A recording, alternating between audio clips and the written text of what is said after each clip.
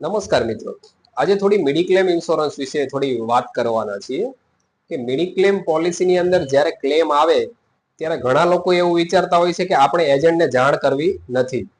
એવું નથી. તમે એ મોટી ભૂલ કરો છો. તમારા એજન્ટને ટાઈમ ટુ ટાઈમ જાણ કરો. તમે કોઈ પણ હોસ્પિટલની અંદર હોવ કે કોઈ પણ સર્જરી કરાવવાની છે, કોઈ પણ પ્લાન સર્જરી છે કે કોઈ પણ ટ્રીટમેન્ટ કરવાની છે, તો તમારા એજન્ટને ટાઈમ ટુ ટાઈમ અપડેટ આપો, જેથી તમારો એજન્ટ એડવાઇઝર એ તમારી જે કંપનીની પોલિસી છે એમને જાણ કરે અને ટાઈમ ટુ ટાઈમ તમારી કંપનીને જાણ મળે કે ભાઈ આ પાર્ટીનું આ હોસ્પિટલની અંદર એડમિશન છે, આટલા ટાઈમથી એડમિશન છે, આટલા દિવસથી એડમિશન છે.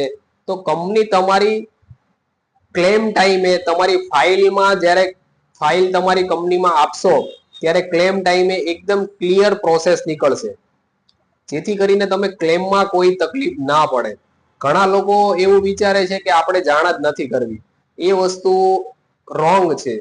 એજન્ટને જાણ કરો, અથવા તો તમે કેશલેસ હોસ્પિટલને પ્રાયોરિટી આપો કે જેથી કરીને કેશલેસ હોસ્પિટલની અંદર જાઓ તો તમારે તમારા એજન્ટને જાણ નથી કરી તો પણ તમારા ક્લેમની અંદર કોઈ પણ તકલીફ નહીં આવે.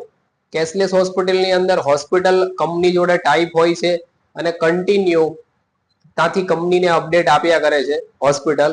એમાં કોઈ પણ જાતની કોઈ પણ મિસ્ટેક રહેતી નથી. આ વાતનું ખાસ ધ્યાન લેવું.